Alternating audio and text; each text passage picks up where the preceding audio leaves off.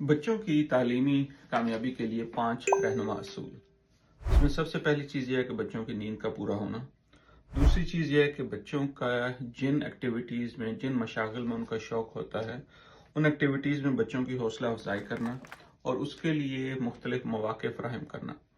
तीसरी चीज़ ये होती है कि कुछ बच्चे कुछ मज़ामीन में अच्छे होते हैं, तो जिस मज़ामीन में अच्छे हैं कोशिश ये करें कि हम उनको अप्रिशिएट करें, उनको शाबाश दें।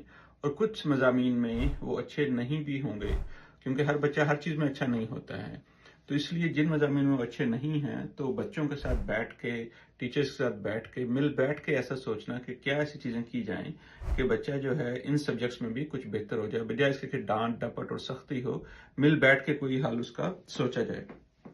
चौथी चीज़ जो बहुत अहम है कि घर पर एक बहुत पुरसुकून माहौल होना चाहिए, क्योंकि स्कूलों में डेफिनेटली बाज़ दफ़ा बच्चों की दोस्तियां होती हैं, बाज़ दफ़ा लड़ाई झगड़ा भी हो जाता है, बाज़ दफ़ा बच्चे जो हैं वो परेशान भी हो जाते हैं प्रेशर की वजह से, एकेडमिक प्रेशर की वजह से। लेकिन अगर घर पर उनको एक सुकून का माहौल है कि जहाँ पे उनको ये लगता है कि भाई कोई भी मसला हो, मैं अपने वालिदैन से बड़े आराम से बात कर सकता हूँ या कर सकती हूँ, मेरे वालिदैन मेरे मसले को सुनते हैं, समझते हैं, बजाय इसके कि हर छोटी छोटी बात में मुझे डांटना डपटना। तो जब घर पे इस तरह का सुकून का माहौल होता है, तो उससे भी बच्चे की तालीम और तरबियत पे बहुत अच्छा फ़र्क पड़ता है।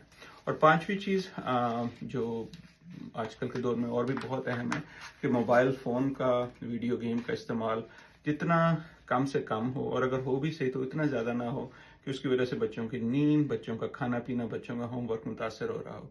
अपने ख्यालात का इज़हार करें कि आपके ख्याल में बच्चों की तालीमी कामयाबियों में क्या चीज़ें ज़रूरी हैं और क्या चीज़ें ऐसी हैं कि जो इन कामयाबियों को हासिल ना करने में आपके बच्चों को मसला कर रही हैं। अपना ख्याल रखें। अल्लाह हाफ़िज़।